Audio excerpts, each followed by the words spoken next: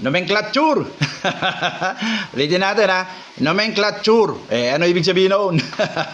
Ang ibig sabihin po ng nomenclature ay ito po ay sistema o proseso ng pagpapangalan. Okay? So, ibig sabihin, ang lahat po ng, sabihin na lang natin, mga hobbies, hindi lang mga hobbies, di ba? May sistema po ng pagpapangalan. Pero para mas madaling maintindihan pag nauulit-ulit ko yung terminong nomenclature, ang ibig sabihin po ng nomenclature, hatiin natin, ano? Ganyan, di ba? Pagka medyo technical. Nomen came from the Latin word name.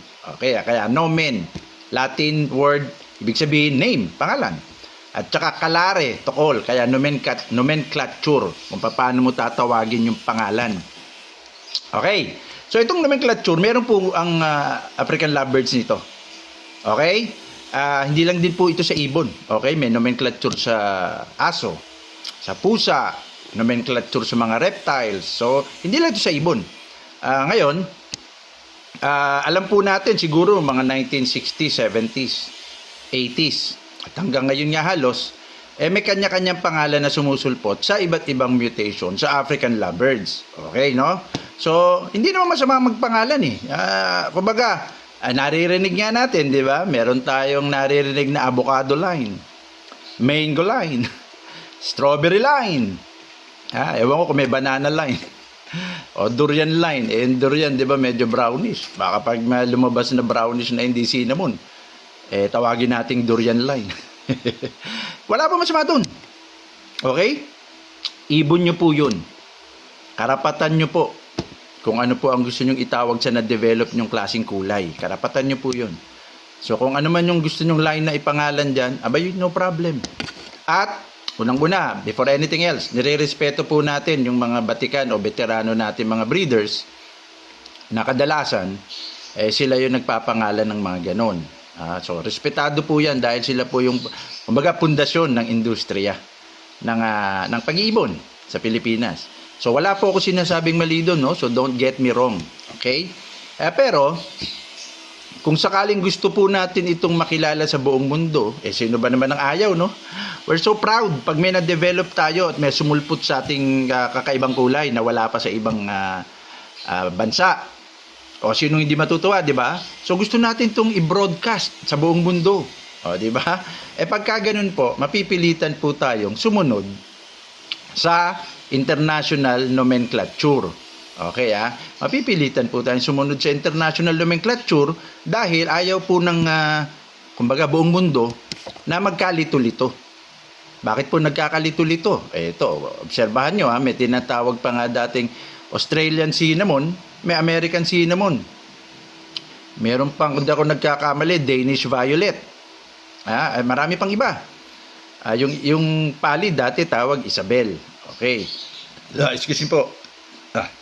Kung papayagan po ng kumbaga international governing body, yung nagpapangalan po, hindi sila magkakaintindihan, magkakalito-lito kumbaga. So, isa sa mga kasama do, although marami pong detalye yun, no, yung proseso. Kaya lang ayoko pong magkaroon kayo ng information overload. So, yung mga mahalagang points lang po muna yung ipapaalam ko sa inyo o ipapabatid ko sa inyo. So, isa sa mga mahalaga, hindi na po nila pinapayagan dahil parang nga po hindi dahil sa ayaw lang nila, no? Hindi dahil sa parang ayokong sumikat ang Pilipinas. Kasi pwede natin sabihin nakapagpalabas tayo, kunwari po, ng Lutino, nakakaiba talaga yung kulay. Very intense na red. Very intense.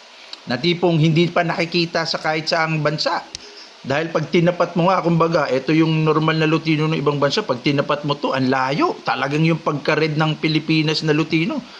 Parang sili.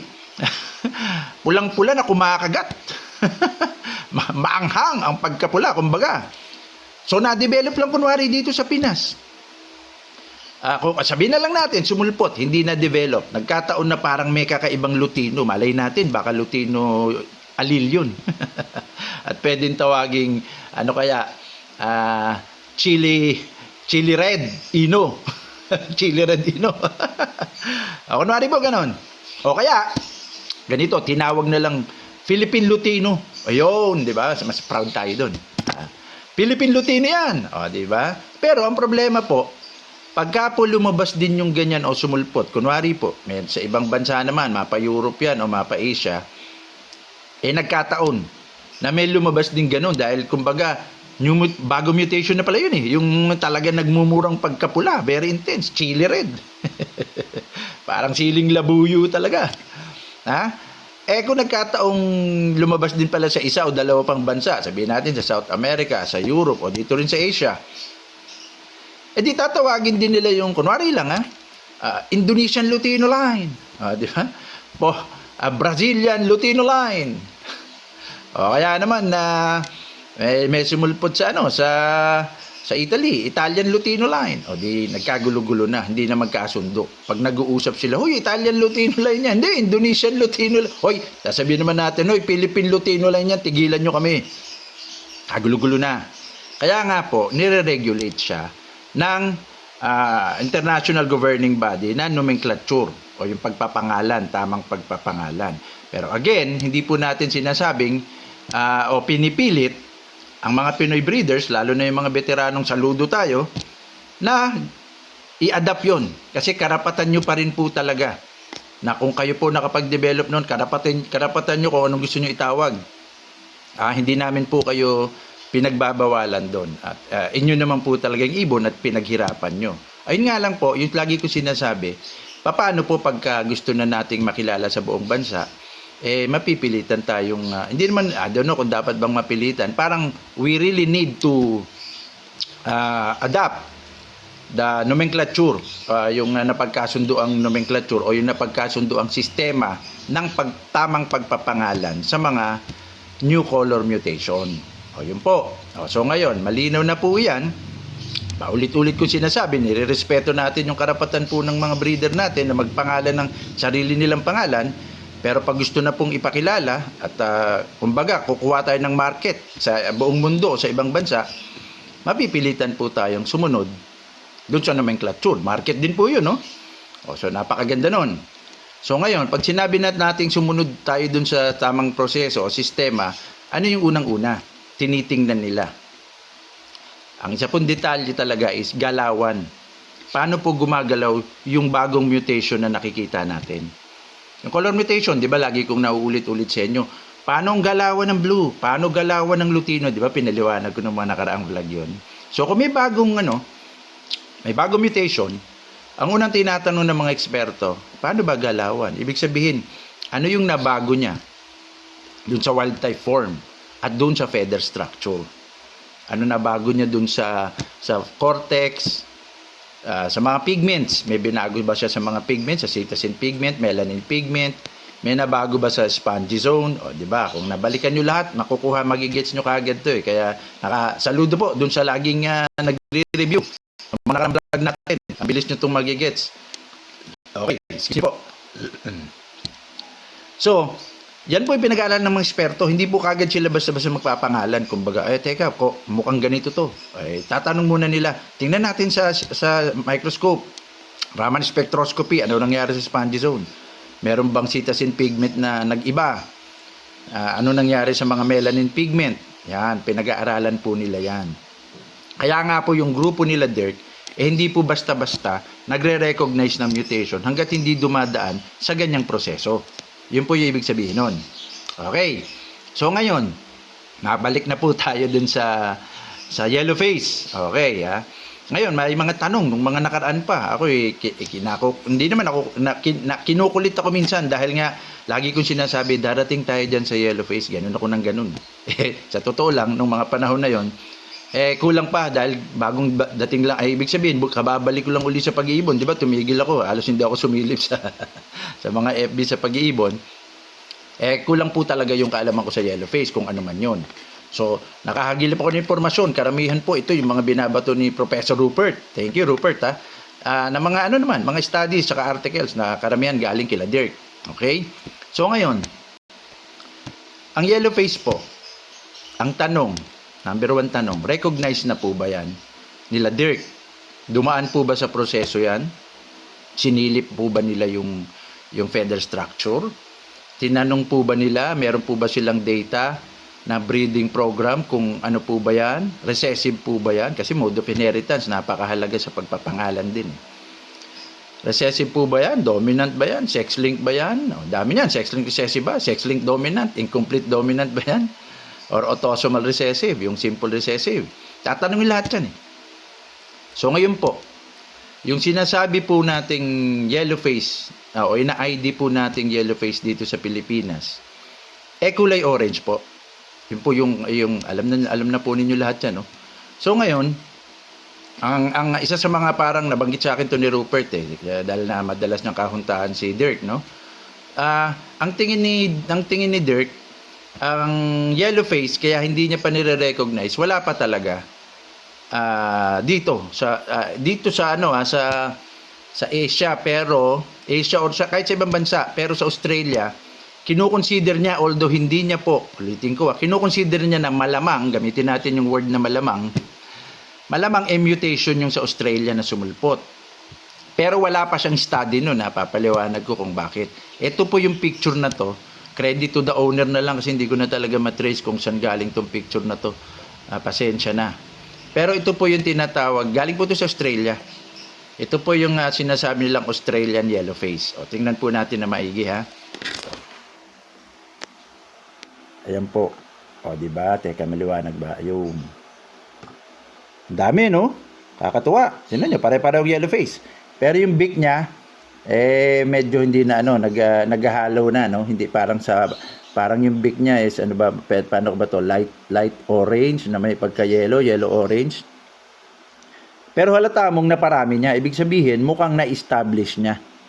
Okay? Pero obserbahan nyo po yung pagka-green. Ang ganda, green na green, eh. Hindi po apektado, eh. Yung green, tinan nyo to. Tinan nyo to. Oh. Ito nga, parang olive green na, o double dark green. O baka may violet green to. Ito rin, no? Parang may violet green and may violet green tsaka dark green. O ito parang normal green naman. Ibig sabihin, parang hindi apektado yung pagka-green, eh. Parang hindi natanggalan ng sitasin yung body. Dito lang talaga sa mask. Ulitin natin at obserbahan nyo yung pagka-green. Diba? Parang yung normal na green, hindi siya apektado. Parang hindi natanggalan ng sitasin yung pakpak tsaka katawan. Parang anabago lang talaga. Instead na red-orange yung mask sa normal, etong talaga naging yellow yung mask niya. O, tingnan mabuti, ha. Obserbahan. Okay? Nakita nyo ba yung sinasabi ko? So, yung mask lang talaga yung apektado. Di ba problema, no? Ay wala pong makuha si Dirk na impormasyon. Wala rin pong makuha na feather sample. Excuse me, ha. Kasi po, napakahigpit po sa Australia. Wala pong silang pinapapasok na kahit anong ibon, wala rin silang basta-basta pinalalabas. Unless may smuggle, no? Nako po. Hindi naman maganda 'yon. Pero wala pong lumalabas, walang pumapasok. Mahigpit po ang agriculture o ang kanilang parang environment policy. Kasi nadala na po yan sila. Pag may nakapasok na ibang hayop, minsan nauubos yung hayop na endemic sa kanila. Kakaleche-leche yung ecology, kumbaga. So, etong pinakita ko sa inyong picture, mukhang wala pang lumalabas nito. Kaya walang magawa si Dirk, hindi niya mapag-aralan. Kaya sa kanya, sa pantaha lang, theory lang, na most likely, kung merong yellow face, eto na yon, yung galing itong sa Australia. Sabi niya, most likely, eto na yun. Sabi niya. Kaya lang, hindi nga conclusive dahil nga wala namang informasyon, wala lahat. So, theory lang. Malinaw tayo dun, ha. So, ngayon, ano yung binabanggit po nating yellow face dito sa, hindi lang siguro tayo, pati ibang bansa, no? Hindi lang sa Pilipinas siguro, na yellow face na mukhang orange face. Okay, ulitin natin, no?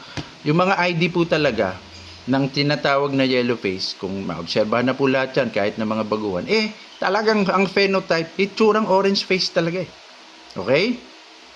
So again, hindi ko sinasabing mali po yung nag-ID ng yellow face, no? Ano po yan? Kanila pong karapatan yan. At baka naman meron talaga silang napakagandang dahilan. O kumbaga yung reason nila is valid kung bakit naging yellow face. Baka ginaya lang din natin sa ibang bansa. Nung sinabi ng ibang bansa na yellow face yun, baka ginaya na lang din natin, nag-relay tayo sa kanila na tama yung kanilang ID. Maaaring gano'n, no? Hindi ko alam.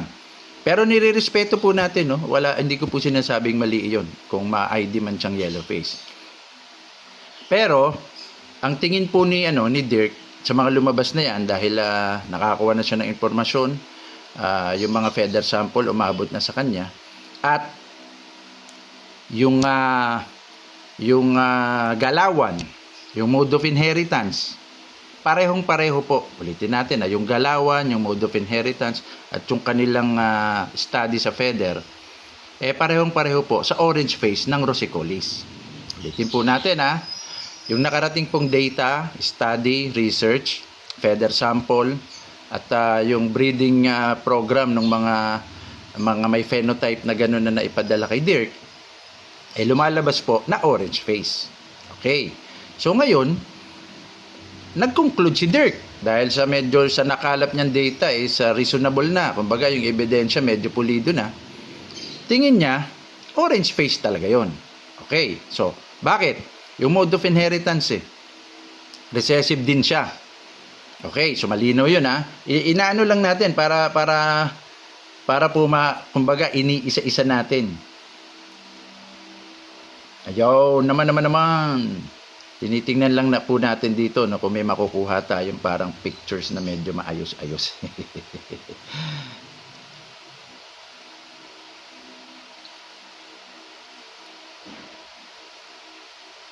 Teka lang pasensya na.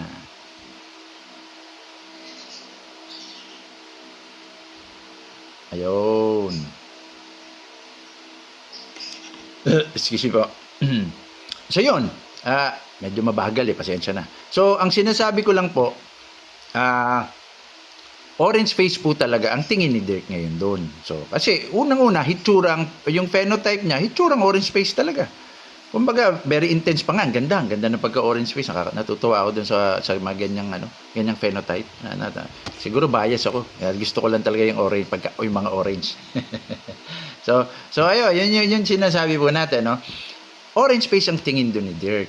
So ngayon, again, hindi ko po sinasabing mali po yung mga nag-ID ng yellow face yun, nire-respeto ko po yun, ginagalang ko po talaga yun, Hindi po tayo nagko-conclude, hindi kagad natin sinasabing tama si Dirk at yung yellow face is dapat nang tawaging orange face. Hindi ko po kagad binabanggit yun. Bakit po? Kasi po, gusto ko pong marinig o makita muna na yung mga Pinoy breeders naman, o baka yung sa ibang bansa, ganun din pala, nagaya lang natin sa kanila, makapag-produce ng homozygote na yellow face. Ano po yung homozygote na yellow face? Yellow face lang po talaga. Parang wag mong kargahan ng kahit na O pwede siguro opaline dahil hindi naman mababago yung pagka-yellow face, yung gaganda lang, iikot lang. Pero hindi siya dapat masabing yellow face B1, yellow face B2, yellow face aqua. Wala dapat siyang ganoon. So homozygote yellow face lang talaga siya. So kasi kung parang homozygote yellow face siya, dapat ganito magiging itsura. Ito po. Yan po. Ganyan dapat na magiging itsura ng homozygote yellow face. Wala siyang ibang parang base mutation siya o single mutation siya. Wala siyang hindi siya nakumbina. Walang kombinasyon ng B1, walang kombinasyon ng B2, walang kombinasyon ng aqua at kung ano-anong kombinasyon kumbaga. Ngayon, kung galing po yung ina-ID po nating orange face, makakapag-produce tayo doon. Yung orange face po na phenotype, yung itsurang orange face na tinatawag ng nating yellow face, makakagawa tayo doon ng homozygote na yellow face. Ibig sabihin, mukhang pwede, baka nga yellow face talaga yun kasi nakagawa tayo ng ganitong nakagawa tayo ng homozygote na ganito di ba? Alam to ng mga veterano kung ano yung homozygote. So meaning, bukas po ang ating isipan doon. Bukas po ako para banggitin naman, Dirk, merong ibang rito, ibang lumalabas.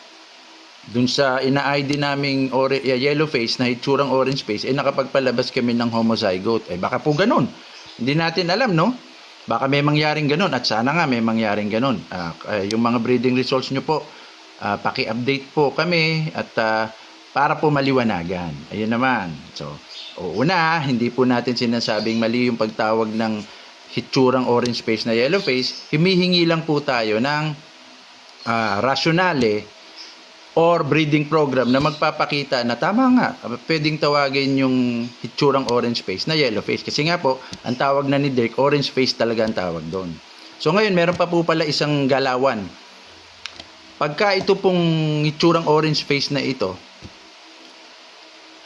naibangga nyo o na-combine nyo sa aqua. Di ba? May aqua na rin naman, matagal na sa fisher, no? Fishery. Ang tanong ko po, hindi ko pa po ito na-obserbahan. Baka kulang lang ako sa pag-i-scroll sa mga FB groups. Minsan wala akong time na mag-scroll na sa FB groups eh. So, meron na po ba? O baka nga meron na, no? Ano po ang resulta ng yung itsurang orange face, yung tinatawag nating yellow face, na ibinangga sa aqua? Okay? So, nag-combine ang aqua at saka yung orange face na itsura na tinatawag nating yellow face. Ano po ang resulta ng anak? Doon po ako interesado. Ulitin natin ha.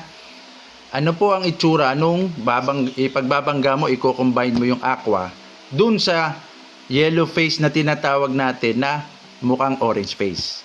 Okay, so parang ang phenotype, orange face, ibabangga mo rin sa aqua. Alam din po ng mga veterano kung ano yung homozygote aqua, di ba? Parang malabnaw na or may diluted yung mask niya na may pagka-orange din, pero malabnaw. So ibabangga mo ngayon yun. Ano resulta? So yun, galawan po yun ng mutation na yun eh. Okay? Kaya ako po nabanggit yan. Kasi kung ang resulta po nun, didilaw ang muka, yung mga anak, yung bangga ng aqua at saka orange face, na itsura, na tinatawag, inuulit-ulit ko yun, no? Na tinatawag nating yellow face, pero itsurang orange face, yung kombinasyon nun sa aqua, kung meron na palang nakagawa, at lumalabas na dumilaw, ang mask, hindi ba parang pareho po yun sa yellow face? Na yung aqua binangga sa orange face, di ba dumilaw? So isa po yun sa basihan ni Dirk Van den Abil kung bakit most likely yung orange face o yung yellow face na tinatawag natin, orange face po talaga. Kasi pareho sila ng galawan sa Rosicolis eh. Sa Albson eh, na pag binangga sa aqua, labas sa magulang, dilaw. Yung mga nakaraang pinakita natin, kay Alejandro Maldonado, kay Arman Linsangan, kay Pacific Aviarium. Alam ko, kay Jo Marie Ferrer din yata. Tapos yung isa pa, Rodelas ba yun? O Dan Rodelas ba? Marami pa eh. Na nagpapatunay na sa Rosicolis, pag binangga ang aqua sa orange face, dumidilaw ang mask. Kaya po, kaya ang tanong ko naman sa Fisher, pag yung itsurang orange face, na sinasabi nga ni Dirk na orange face naman talaga, pero yellow face ang tawag natin, binangga sa aqua, ano po ang resulta? Pag dumilaw, hindi ba parang parehong-pareho siya ng galawan sa Rosicolis? Kaya kumbaga, sinasabi ni Dirk sa atin na kaya nga orange face talaga yan. Ayun. So ngayon, hindi ko sinabing tama kagad si Dirk. Gusto ko pong parang pakiusap sa mga breeder po natin na Pinoy breeder natin na baka naman po dun sa orange face na itsurang tinatawag nyo pong yellow face, makapagpalabas kayo ng homozygote. Ayun, yung katulad kanina na ganito. At hahanapan natin ngayon ng paliwanag bakit kayo nakapagpalabas ng ganito. Kasi yan po talaga yung itsurang yellow face eh. O, di ba? So meaning, dun sa orange face na phenotype na tinatawag po nating yellow face, meron kayong magiging parisan o kung anumang parisan yon, nalalabas itong homozygote na mukhang yellow face talaga.